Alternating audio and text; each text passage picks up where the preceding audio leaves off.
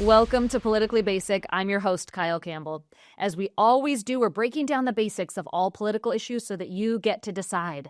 Today on the show, we're talking about the UK and all about the UK and how British politics affect our American political culture. And here to talk all about this with me is Peter Mclivenna.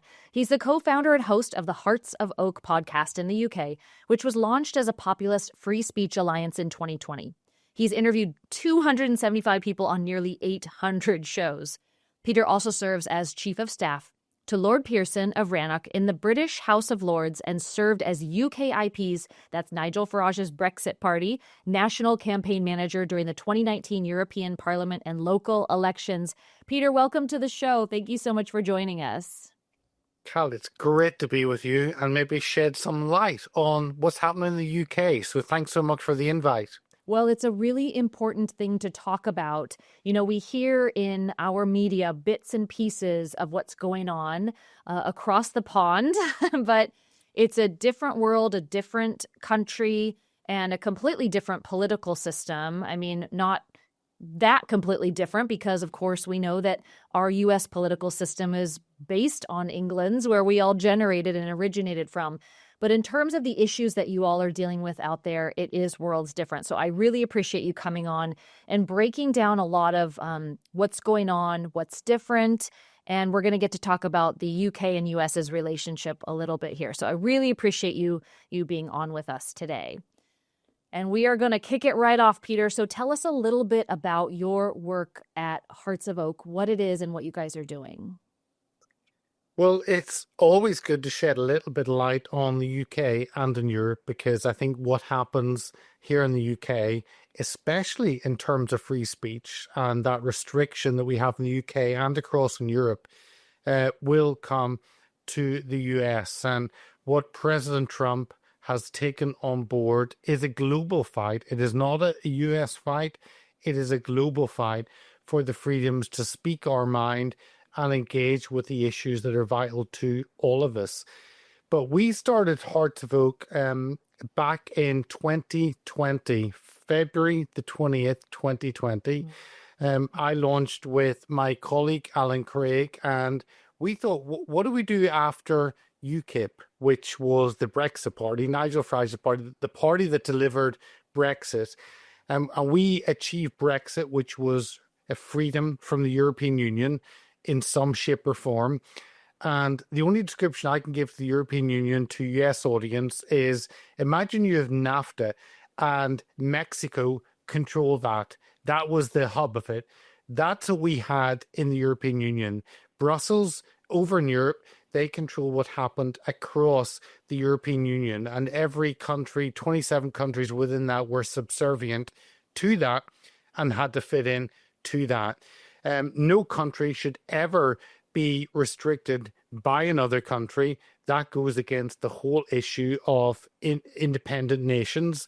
And yet that was what the system was within the European Union. So we decided we've kind of got Brexit in some shape or form. Now it really hasn't happened what we expected, but the political earthquake of the 52%, 48% for Brexit, for freedom from the European Union. What do we do after that? Which political party achieves its one goal? I don't know anyone, certainly the last 100 years, that's ever achieved its one political aim. And UKIP achieved that in terms of Brexit. So what do we do? Let's start a free speech alliance that can have kind of town hall events across the UK, training people, equipping people how to fight against the issues that affect us all. So we launched on 20th of February, St. Patrick's Day, March in 2020, we had a worldwide lockdown. You couldn't leave your front door of the UK or most of Europe. So we thought, what do we do? Literally, we cannot leave our front door. We have to come up with something, because we had to cancel all of the events that we had. The mass lobby of Parliament on the 17th of March, the training events that we had, couldn't do any of them. So maybe we should do media. We've heard you can engage with people online. You can maybe interview people online. So never having done an interview in my life, and now approaching 800 interviews later, and it's been phenomenal. I know, Kyle, some of the guests you've had on. I was on with Frank Gaffney this morning. Our interview tonight with Shad Connolly, and I know you've had both of them on. And I think a lot of the concerns we have in terms of free speech and the freedoms in the West come out in our interviews. So that's a short synopsis of Hearts of Oak and where it fits in. And it's been a roller coaster ride of meeting people all over the world. 50% of our audience are US, and part of that comes from that we stream on with Steve Bannon in War Room on Getter and on Rumble. I've been a guest on War Room 30 odd times, and many other. And I know you've had Tony Perkins on from the Family Research Council. I've been on with them maybe 10 times. And it's lovely to have this connection between those who believe in freedoms coming from a Christian ideology, from a Christian basis in Europe, in the UK, and connecting with like-minded people in the US. So it's been a fascinating journey that's been God ordained. Well, I'm really glad that you are interviewing those people. We love those guys, friends with them, and also have loved having them on the show. But don't you find it's kind of funny? We're almost having this, what we like in the US to call a full circle moment, when things start at a point and go all the way around and then come back together again. You know, our American relationship with England and the UK started off pretty challenging. And now we're coming kind of around to reliance on each other as these freedoms are being stripped by groups who no longer are tethered to the ways and really that anchoring of why we exist as a nation, and a lot of the principles and values that you all hold to on your side of the pond too. So it's just really interesting, and I'm glad to hear that so much of your audience is a U.S. audience, because we are really interested in what's going on over there. It definitely affects us, and of course, vice versa. What's happening here has a tremendous impact on you all as well. So, Peter, tell us, are you currently serving in the House of Lords? Are you currently in that Chief of Staff role also? Yeah, I was on the phone to Lord Pearson literally before I jumped on with you. I had a Zoom call with him on what is happening in the UK. Lord Pearson, I've had the honour of being Chief of Staff with him for 11 years, and he was one of Margaret Thatcher's last appointees back in 1989, 1990. I need to get my date correct, but he was one of her last appointees before she was stabbed by the Conservative Party and removed. He read the documents on Europe, the Maastricht Treaty, and said, why is no one talking about this? This is a power grab by the European Union on Britain. Why is no one referring to this? And he became a Brexiteer, someone concerned about the EU, simply because he read the documents. It's an indictment, I think, on not only the UK, but I'm sure you have the same in the US, that we don't read the documents that our political masters put through. And if only we read them, we would realise that removal of sovereignty, that removal of free speech, that removal of our freedoms as individuals, and that has happened in open sight, but has happened hidden as well. And we saw that, and Lord Pearson said, why has no one read this? And he was one of the original Brexiteers, one of the original rebels in the Conservative Party. He was thrown out of the Conservative Party because he dared stand up to that power grab in the European Union. He joined United Kingdom Independence Party, UKIP, which is Nigel Farage's party. And whenever Nigel stepped down in 2009, Lord Pearson stepped in and led the party for a year. And then Nigel stepped back in again in 2010. But Lord Pearson, very much an establishment figure, but very much an individual who reads and understands and raises issues of what is happening. And he now serves as an independent peer in the House of Lords, raising issues mainly on free speech and that clash between Islam and the freedoms we have in the West. That is a huge clash, I know it is happening in the US to a lesser degree, but that restriction of freedoms in terms of Islamization that we've seen in the UK, that we've seen in France, in Paris, that we've seen in Brussels, you are going to have that in the UK. And I think that is important for your audience to realize that removes the freedoms of women. It removes the freedoms of individuals who do not follow Islam, and certainly removes the freedoms of those who leave Islam, Muslims who decide they don't agree with that.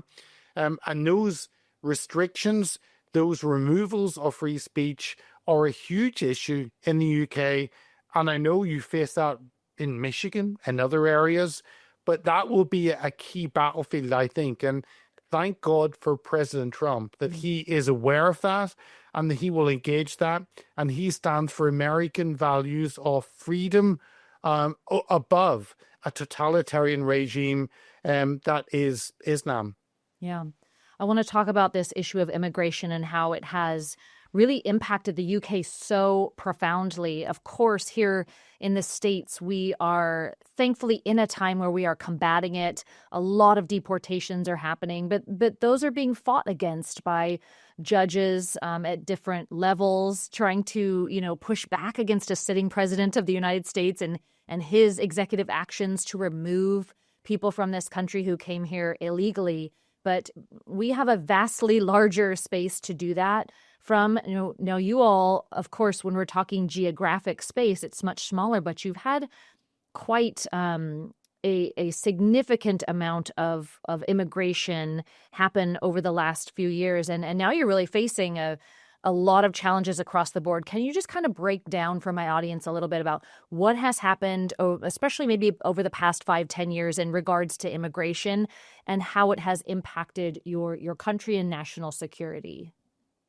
Well, absolutely, and I'll pay tribute, although I've never met him, Tom Homan, and what he is doing on the border. And I've seen the ICE raids on removing individuals that shouldn't be in the country. And I've seen the pushback of your legal system, and you're in a battle to protect your borders. And to me, there's no more important role of a government than to look after its citizens and protect its borders. Because if you let people in who will do harm to its citizens, then you lose the ability to actually run a country. And President Trump has stepped in.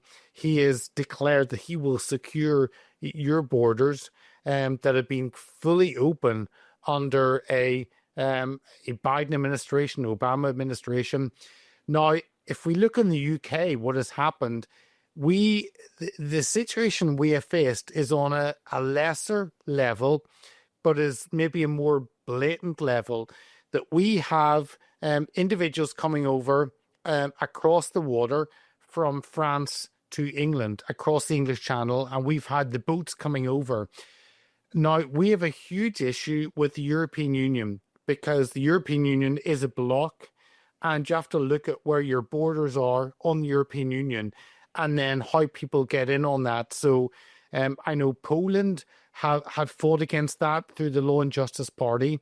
They have had a change in government, so that will change. Hungary have had a border on the European Union, as if you go down Bulgaria and Greece, they also have a border bordering on Turkey. So you've had the European Union is 450, 470 million people. It's the same kind of block of people as the US. Now you have obviously the Canadian and the Mexican border, and then you've got your sea borders, but you've got two borders. The European Union has a lot of other borders, and sadly, with the disruption in Syria, with disruption in Turkey as well, and the overflow of that, people have come in those porous borders, and we had an agreement with the European Union. That was called the Dublin Agreement, and the Dublin Agreement meant that an individual who came into the European Union had to receive protection in the first safe country they arrived in. Now, sadly, the European Union has allowed those people to come through Greece, which is a safe country, come up through the Balkans all safe countries, through Italy, which is a safe country, into Germany, France, all safe countries, and come to the sea border between the southeast England in Kent and France. And they've come across boats, and we've had huge people trafficking across that small, is the busiest position of water, is the busiest section of water in the world. Nowhere is busier because Britain is an island. Everything comes in either by plane or boat. Most things come in by boat. So that sea border between France and England is the busiest in the world. And we've had boats coming over. We've had people trafficking working to bring people into the UK. We have no idea who is in the UK because that is an open border. And again, that has to be a warning. And you don't need a warning in the US, but it is an extra encouragement to support President Trump in what he does to actually protect those borders. I've seen the huge caravans coming out through Central America into that southern border into Texas. And we have had the same shipping coming over, the boats coming over. And it's really saddening when you see the misery of human trafficking, people coming over on the drugs trade, on the sex trade, and it has to be stopped. And Europe don't seem to be concerned of stopping it. It is up to President Trump to take the lead to say this is not acceptable. And I really do believe that his common sense approach, protecting your borders, will actually have an impact on not only the UK, but across the European Union that are actually seeing a rise in populist parties. And that's why I think we are interested. This conversation, I don't think could have happened a year ago. This conversation is important because you've got President Trump on one side and you've got populist parties in Europe. And that provides a bridge that we wouldn't have seen even a year ago. Mm-hmm. Yeah, what you're saying is so interesting. We have a similar immigration law with regard to asylum. And so that the asylum laws, I mean, as they stand on the books, say that you must, if you are seeking asylum, go to the next safe country, as you just described, is the same law there. But those law books were thrown out the window during a last presidential administration here. And really the gates were just kicked wide open, and no one was even checking to see if someone coming across the United States southern border was seeking asylum or not. It was just the doors were wide open. And so now you have a vast national security issues with many different populations, not just people coming from South America, but Islamic and a lot of Chinese coming into the country, not sure what they're up to, or we had several people coming from Africa. Again, we don't know who they are. We don't know what they're bringing in, who they're bringing in, and it just kind of throws everything off track in terms of how you operate in a society with laws and regulations. So I do hope that what Donald Trump and our Director of National Intelligence and Tom Homan are trying to get their hands wrapped around, it's a terribly difficult problem now that's going to cost a fortune and take a lot of time. Now, you all have a new Prime Minister, Keir Starmer, and maybe you can share what his viewpoint on immigration is, and is he open to modeling some immigration crackdown after what's happening in the U.S.? So it's a really interesting question, Kyle, and we've had a lot of synergy we have had the so-called special relationship, and maybe you can tell me whether that's special or not any longer, between the US and the UK. But since the beginning of January, 1st of January, Elon Musk posted Free Tommy Robinson, and Tommy has become probably the most famous political prisoner in the world. You have that. And then you have the focus from Elon Musk on the grooming gangs, which are the Muslim rape gangs that we have seen across the UK that have happened for 50 years and affected between 250,000 and 1 million girls in the UK.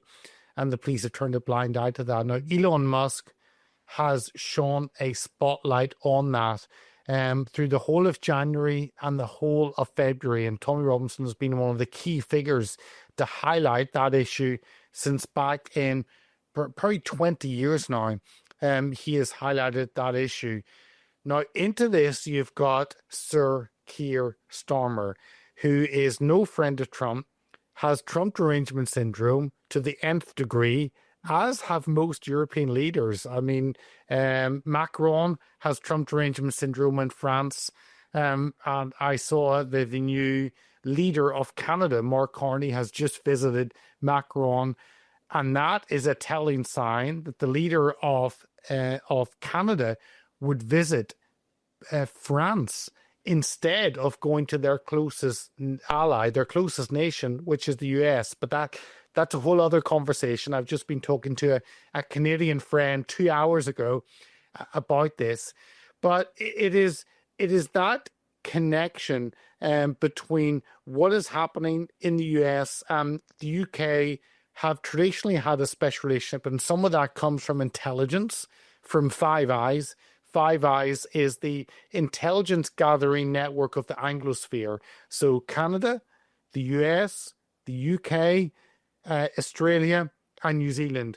Those 5 countries have traditionally come together to share intelligence that will keep all those countries safe. But what do you do when those countries don't want to keep themselves safe? What do you do when those countries say a border is irrelevant, we'll let anyone come in? What do you do when those countries say, actually, Islam should have the same rights in the UK as the freedoms we have in the West? And those are diametrically opposed to each other in terms of freedom for women, in terms of freedoms for non-Muslims. So what do you do when that clash happens? And sadly, in Canada, under Trudeau and now in Carney, that means you abandon your rights, you abandon your freedoms, and multiculturalism comes in. And we've seen exactly the same happening in the UK. Over the last 20-odd years, we've had, since 2010 to 2024, we had a so-called conservative government, conservative in name only, Chino. You've Rhino in name only, Republican in name only, called the Rhino. We have conservative in name only, called Chino, and we have a conservative party in the UK that have opened the doors to the gender issue. We were one of the first countries to push the trans issue and run trans clinics that operated on children without parents having any say. You've got Islam having a huge place in the UK. The head of our schooling system in the UK is now a Muslim, just appointed 2 days ago. So all of those freedoms we had in the West, protections of individuals, all of that has gone out the window. Now, President Trump seems to have got on fairly well with Keir Starmer, the Prime Minister of the UK. But I don't know how long that will last. And I think the connection is a connection of trade, because remember, the trade balance between the US and the EU is completely unbalanced. The trade balance between the US and the UK is fairly level. And that's why President Trump isn't looking at trade tariffs necessarily against the UK, where the trade tariffs are against the EU, where it is a completely unfair market and protectionism in the EU against a open US. And President Trump has seen that, and he's put in tariffs and restrictions to the EU, and that will happen to the UK. But it's we have a far left government, a Labour government, socialist government in the UK. And it's interesting to see how that relationship will work, because we're going to have a clash between freedoms. We're going to have a clash between the rights of the church in the US that you have. And I so love that whenever I travel to the US, the freedoms of the church to speak truth in a society. We have lost that in the UK. And sadly, in the UK with King Charles, we have someone who isn't a Christian, who doesn't follow any biblical principles, and seems to be more excited and engaged and intrigued with Islam than he is with what the Bible teaches. So it's going to be an interesting conversation, an interesting connection between the UK and the US. It's fascinating because you're watching these countries drift away again from their mooring, and it can take one change like what we've just experienced with going from a Biden administration to a Trump second administration to see the pendulum completely swing back the other way. And people are responding very well to that here. Now, you guys seem like you're still in your drifting, a little bit of a drifting phase.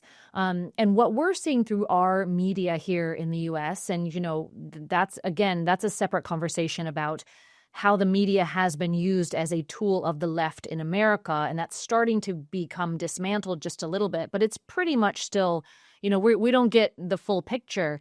What we see coming from the UK recently is highly concerning. People being arrested for praying in public, people being charged criminally for things they are posting on social media.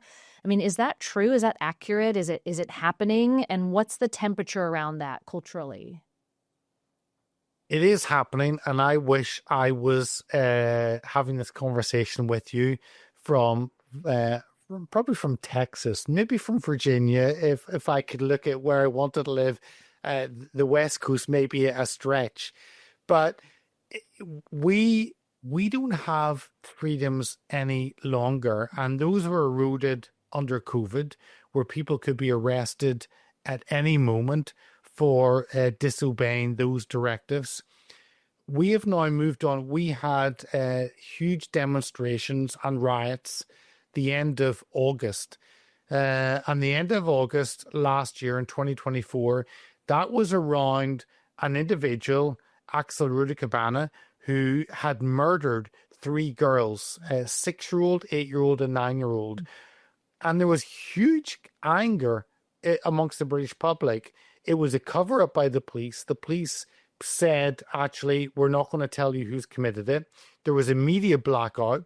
And into that was utter frustration that our children are being murdered by an individual. Have they just come over on a boat? Are they a legal immigrant? Are they a Muslim that doesn't agree with our values? What is the conversation? What is happening? And the police and the government shut that down. That was the first time I've seen boiling up of mass immigration. I mean, probably in the last year, we've seen concerns in Ireland, and coming from being born in Belfast, living in the Republic of Ireland. I've lived all over Ireland. And you've had huge changes in Ireland in terms of the culture. And we filmed this on St. Patrick's Day. And it's sad to see Ireland move from a nation that celebrates Irish ideals that I know many of you in the US also celebrate, and moving away from a different culture, a different ideology, and different set of freedoms. We're having that happen in Ireland, and in the UK, we saw that really kick off. And it takes a lot for the UK, for England, Scotland, Wales, and Northern Ireland to actually get angry and rise up. Revolutions don't happen that often in the UK. Maybe they happen in France more often. And we've seen French rebellion and anger and frustration of many things in France. But over the water in England, it's often, oh, well, it's a shrug of the shoulders. It's a Gaelic shrug, as we would say. And Brits don't often get involved. We trust our politicians. We trust the system. We trust the institutions to actually deliver what is best for the UK. We are not seeing that happen anymore. And Cal, what you commented on in terms of restrictions on free speech, we've had the online safety bill. That is a nearly 500-page document that restricts freedom of speech online. The biggest change since the internet came along in the UK, the online safety bill. And that says anything you say that may be perceived to be offensive to anyone else, that can be a crime. We've had the same legislation in Europe, the Digital Services Act across the European Union, which was implemented just days after the UK's online safety bill. Exactly the same. It criminalizes speech online and says anything you say that may cause offense to someone somewhere, that is illegal. And we are finding in the UK, often the grouping in society that has offense is those who follow Islam. And the huge concern is, and we've seen this in Denmark with the Danish cartoons, where you've huge riots, you've murders all across the streets, and anger that you poke the finger at an ideology that's Islam. And we're seeing that in Europe. And my concern uh, is a British identity strong enough? Because a British identity is no longer based on biblical values. And the concern is, what is British identity based on? A European identity has gone long time ago.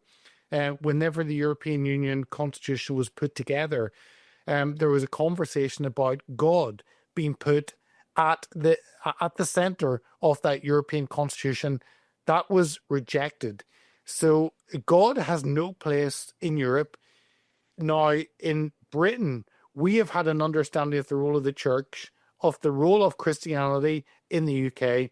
That seems to have been removed also through successive progressive governments, through Conservative Party over 14 years, and now through a Labour Party that is woke on steroids. So we seem to have removed that. And my hope and prayer is that the church, really the African church, Britain evangelized the world.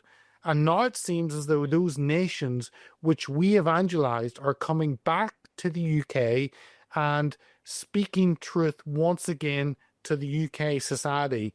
And my hope and prayer is that actually the missionary work that England brought to the world, that will come back and we will see a revival back in the UK.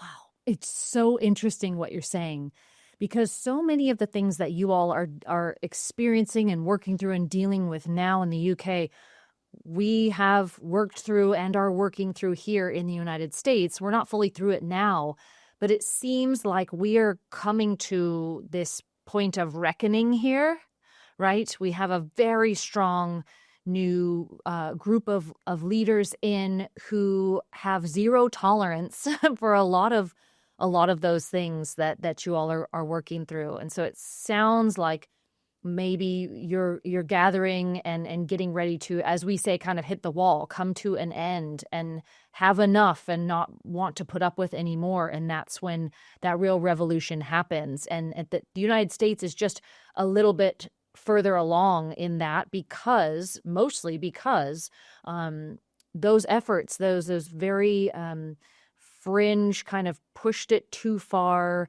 progressive ideologies and narratives, they truly took it too far, and the people weren't going to keep going along with them and finally spoke up and had their voices heard. But you're right about the church, and it is going to generate from people of faith and from a strong church rising up again and showing the way out of this, because it's a slippery slope, isn't it? When you try to be compassionate and welcome people into your communities and to your nation and take care of others, and it gets taken advantage of, and bad things start to happen. So the church being clear on biblical truth is really critical there.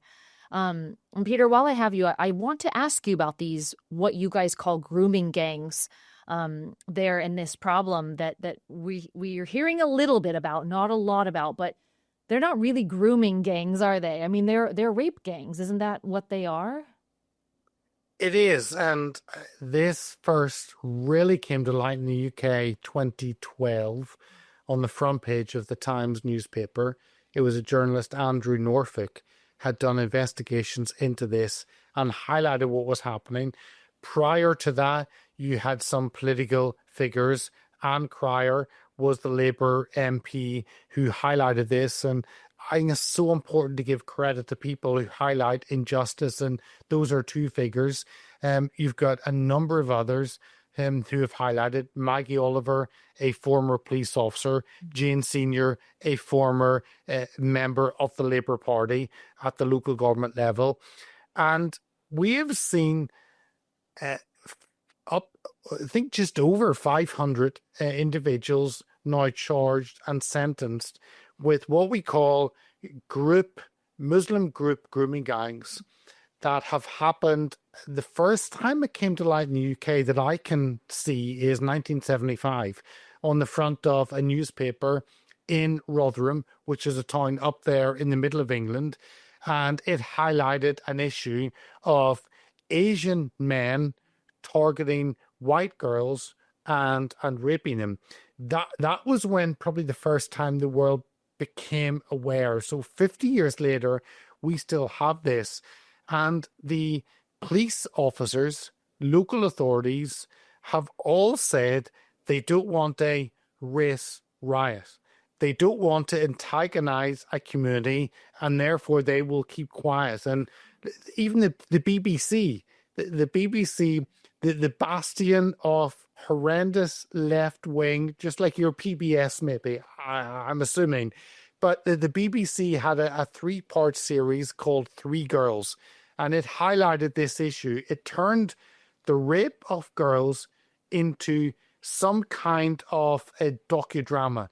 How on earth you can turn that into drama, I do not know. And I watched 15 minutes of it, maybe 20 minutes, and I physically, as a human being, could not watch anymore. And yet the BBC rolled this out as, get your popcorn, get your Coke, sit back and enjoy 3 hours of girls being raped. It is horrendous beyond anything we could understand.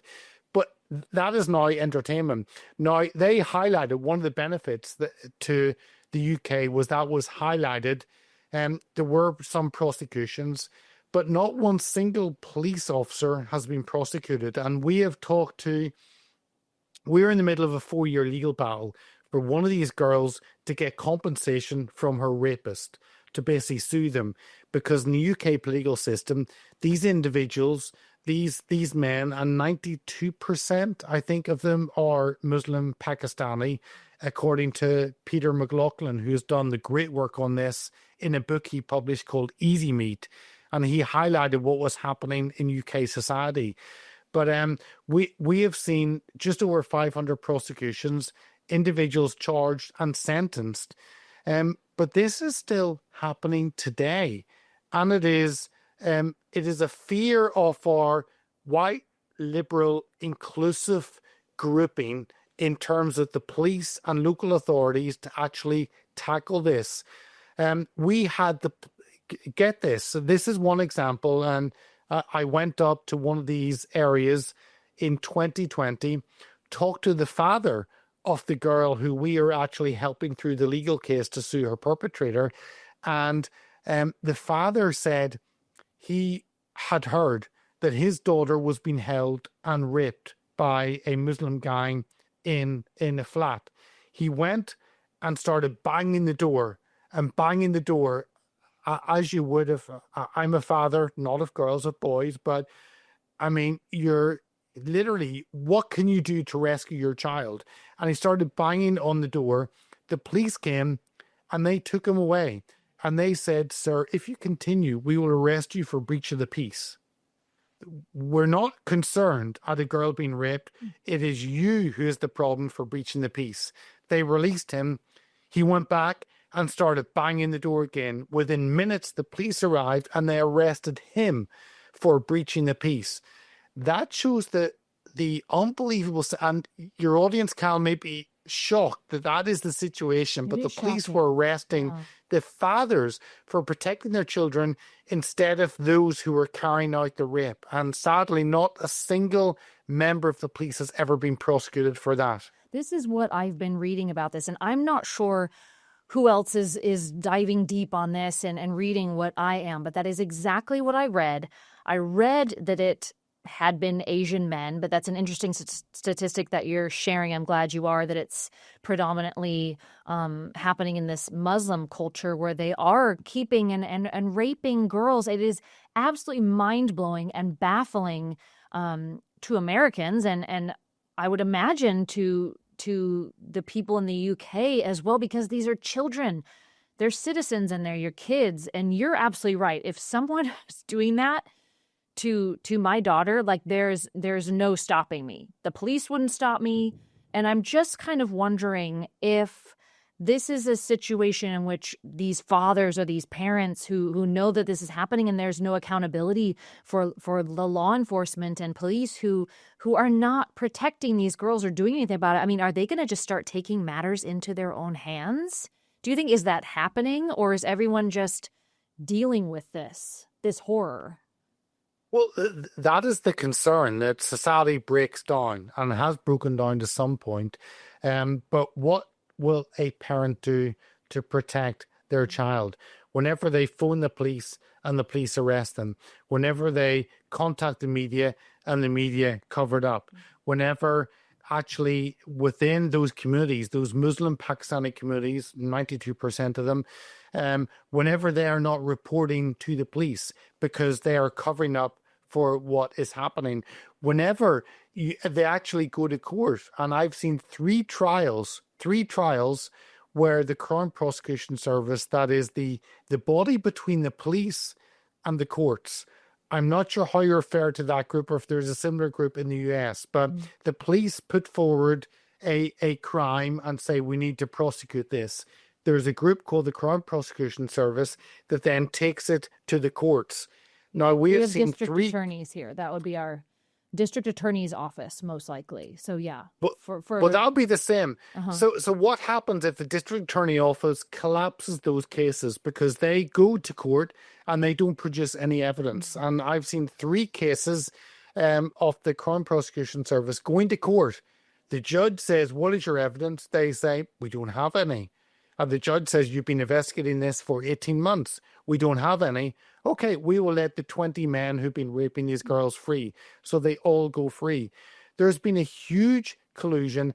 And on top of that, this is where it gets, and I'll not put my tinfoil hat on, I'll not go too deep into rabbit hole, but Elon Musk has pointed out that Sir Keir Starmer, the British Prime Minister, was head of that group, the CPS, the Crown Prosecution Service, from, I think it was 2008 to 2013 or 2014. So it was over a 6-year period. He was in charge of that. Is he responsible for those cases getting collapsed? He is now the Prime Minister of the United Kingdom. What role did he have to play in that happening? It's a legitimate question. It's a question that Elon Musk has asked, and it's a question that our journalists, our media, have refused to engage in, because obviously it will have repercussions on them if they ask the hard, difficult questions. So we have a media, a legacy media, that is silenced by the establishment, who do not ask difficult questions. And we will see how this develops. But to me, thank God for Elon Musk. Thank God for Jordan Peterson. Thank God for other key figures who have highlighted this issue. And all we can do is hope and pray that that connects with the British public. It connects with the alternative media. And that spotlight that's been shown on that will get justice for some of these girls. Yeah, I hope so too. I think you guys are headed for this. I mean, if any issue is going to push your citizens over the top, it sounds like this one's ripe for it. And you do have the legacy media issue. I mean, so many of the issues, again, that we're just a little bit on the front end of. You guys are in the thick of it right now. You have a legacy media covering for this, or spinning it, or not reporting on it. But trafficking and child rape, I mean, we're talking global human rights violations here. And there comes a point when people just will not stand for it anymore, won't cover for it too, because they're afraid now of the exposure, but when that reckoning comes, they're going to be very fearful on that other end too. So you do hope and pray, but I mean, it's always the right thing to do the right thing. And now's the time to do that. So we hope that this is an issue that is addressed, and that there are consequences for these criminals, because there are a few things more horrific and terrible than what's going on in that situation. So I appreciate you speaking to it and sharing the truth. And Cal, you've had the same issue in your southern border, so it kind of connects with that. People trafficking, opening up a border, you don't know who comes in. So that people trafficking, the drugs trade, the sex trade, you're facing that as well. So I think what I share with you, what happened in the UK, I can't imagine it's a UK problem. I can only expect that is also a problem that you've had on your southern border. And that's why Tom Homan, I'm so Mhm. glad that he seems to have, um, I don't know, balls of steel. I don't know how else to put it, Yeah. but he seems to have that fight to actually sort out and do the right thing and protect you and strengthen your borders. You're absolutely right. It is a huge problem here in the States. And Tom Homan is simply applying the law, right? And we've gotten so far from that that it sounds almost radical just to say to follow the law and to assign consequences, let the punishment fit the crime. But that's how far off track we had gotten. And so yes, he is getting these criminals, out. There are some on the left in this country who are fighting back against that. That doesn't make a lot of sense to a majority of the country who is strongly in support of these efforts. But we have lost, the numbers are unclear, but we have misplaced somewhere in the neighborhood of 500,000 children across the southern border. I do a lot of work in the combating human trafficking space. I believe that number is vastly higher than 500,000. But these are just children most likely being trafficked and having horrible things happen to them. And that's going to take a lot of time and energy to locate them and then to place them, rehabilitate them, try to help them get their lives back. So the problem has a great and tremendous ripple effect too. These are nation killers. This will take down a country. So I hope that your prime minister, Sir Starmer, is smart enough to see that this ends one way and it's not good for the country. And he probably doesn't want that on his record, I would think. But yeah, I'm really glad that we're talking about this. I want to talk to you all day long, but I know we only have a little bit of time left. And while I've got you, Peter, I just would love to hear your take, your thoughts and opinions on anything else that you hope and wish that the American public would know about what you all are working on, what you're dealing with, and what's going on in the UK. I think it's the battle for free speech. I think that's what that that is the overarching theme in the UK and across Europe, and we're seeing the rise of populism across Europe politically. We're not seeing that in the UK, but it is awakening to the restrictions we have and what you can and cannot say, what actually is truth. And that is a huge debate across the UK and Europe, where the Church of England have completely walked away from that space of speaking truth into society. And across Europe, that is long gone many, many, many years ago, decades ago. So, what is truth? And what does that mean? And how important is it to stand for that? And I think that is the huge debate that we are having across the UK and across Europe. And I know that is certainly very much part of the Trump administration, of speaking truth across every sector of society. But all that is girdled under, I think, free speech. You need to have citizens able to say what they believe, how they see things, and that free speech is a spotlight on injustice. And if we have free speech, we have hope. If you restrict free speech, then evil happens. It's brushed under the rug, and that is not exposed. And it is all around the right to freedom of speech. So that's the battle we face in the UK, and I know that is the fight that President Trump has taken on board in the US. We certainly align with you on that. And, the US and England and the UK, we have had historically a strong allied relationship. And I believe that still exists. I think that there are those in both of our countries who are trying to push other agendas and take our beloved countries in different directions. But at our hearts, we are great friends. And we will certainly support your fight for free speech as we are fighting tooth and nail over here to keep it alive and well, as it is one of our, it's the First Amendment, and the First Amendment for a reason here. We take that pretty seriously. So we will send you our prayers and continue to extend that hand of friendship across to you all. And Peter, thank you for the work that you're doing. How can people find you at Hearts of Oak and follow along with the work that you're doing there? So if they follow us, they can find some of your wonderful guests, Kyle. We've had Tom Fitton on, we've had Frank Gaffney, Chad Connolly tonight. A lot of the people who speak truth, who speak for freedoms that we have, we've engaged with, and I've got to know, as have you. But people can follow us at Hearts of Oak UK is our X handle, at Hearts of Oak UK, and everywhere else is just at Hearts of Oak. Whether it's on Truth, whether it's on Getter, whether it's on Parler, whether it's on Rumble, you can find us there. And we stream every Monday, Thursday, and Saturday. It normally is 3 p.m. Eastern, but the next 2 weeks, our time zones are mixed up because you moved the clocks before us. It's your fault. We don't want to, Peter. We don't want to. So sorry. 1,000 apologies. We haven't caught up yet. We catch up at the end of the month. So at the end of the month, it's a 5-hour difference Eastern time, and the UK at the moment is 4 hours. But so yeah, it's 4 p.m. Eastern for a few weeks, 1 p.m. on Pacific time. And we've got Chad Connolly is our guest, and we've had lots of great people who speak truth. And of course, you can find us on War Room, at Steve Banner's War Room we stream, and on Rumble, on Getter. And of course, you can find us online on our website, heartsofoak.org.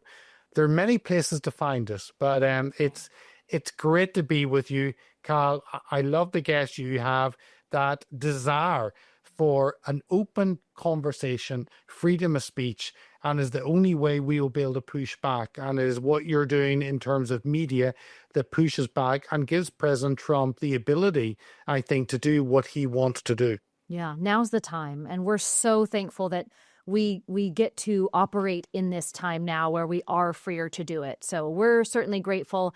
Keep up the tremendous work that you are doing in the House of Lords and with Hearts of Oak. And Peter, thank you so much for being with me on the show today. I hope that you'll come back again soon so we can continue this great conversation. Anytime you want me, Kyle, I'll come on with you. It's always a pleasure. Thank you so much, Peter. And thank you all for joining us on this episode of Politically Basic, where we break down the basics of all political issues and let you decide. Be sure to follow us at politicallybasic.com and at Politically Basic so you don't miss an episode. We'll see you next time.